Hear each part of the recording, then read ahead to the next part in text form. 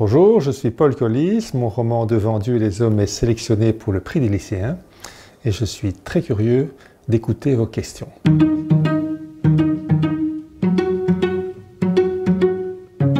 Bonjour à tous, comment procédez-vous pour concevoir et structurer tout un roman à partir d'une seule idée de départ? Le procédé que j'utilise, c'est la marche.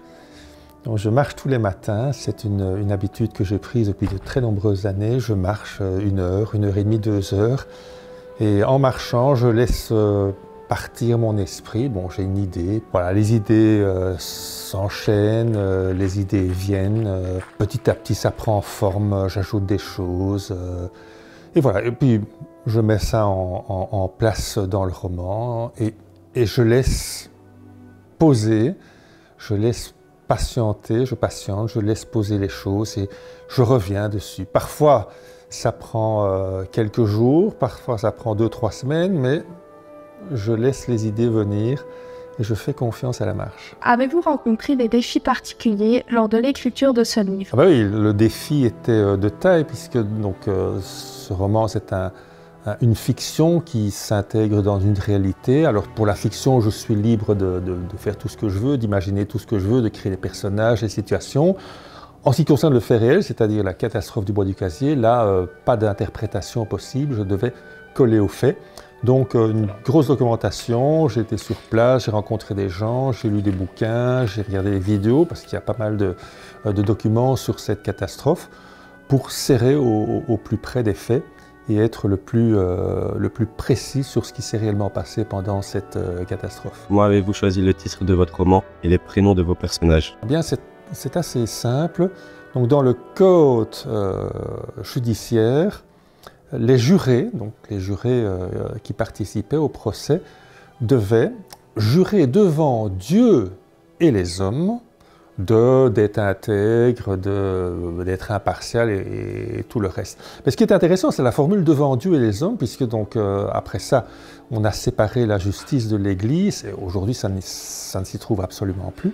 Mais à cette époque-là, donc c'est-à-dire en 1958, les jurés devaient promettre et jurer devant Dieu et les hommes. Et je trouvais ça assez surnaturel, donc aujourd'hui, quand on imagine ça aujourd'hui, je trouvais ça assez surréaliste. Et donc j'ai pris ça comme titre du roman. Quant au nom des personnages, alors ça c'est toujours quelque chose qui me vient aussi d'un coup. Je dis tiens, comment est-ce qu'il pourrait s'appeler celui-là? Je visualise le personnage et j'essaie de lui coller un prénom qui lui va, qui lui convient. Donc c'est très aléatoire aussi. Suivez-vous un rituel d'écriture? Avez-vous une routine spécifique? Alors là, absolument pas. Donc je n'ai absolument pas de rituel. Je n'ai absolument pas de routine, j'écris quand j'ai envie. Donc pour moi c'est aussi simple que ça. Je ne connais pas le syndrome de la page blanche puisque je ne me mets jamais devant mon ordinateur ou l'écran vide comme on veut. Je ne me mets jamais devant mon ordinateur si je n'ai pas une idée, si je n'ai pas une structure. Donc je laisse en effet mûrir les choses et quand j'ai le sentiment que j'ai suffisamment pour écrire, je me mets devant mon ordinateur et je me mets à écrire. Ce qui peut prendre 1 jour, 2 jours, ce qui peut prendre beaucoup plus longtemps, donc ce qui peut prendre 3-4 semaines. Parfois, il m'arrive de rester 3-4 semaines sans écrire une ligne parce que je ne le sens pas, tout simplement. Bonjour, je m'appelle Alexandre et je veux savoir qu'est-ce qui vous procure le plus de plaisir dans la création de vos romans. Eh bien, c'est l'écriture. J'ajouterais même que le livre étant écrit, il ne m'intéresse plus.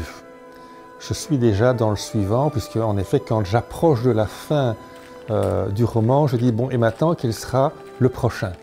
Et donc, c'est vrai que le roman terminé, pour moi, c'est terminé. Je le remets à mon éditeur, et voilà, et puis, je ne veux pas dire qu'il en fait ce qu'il veut, mais c'est à peu près ça.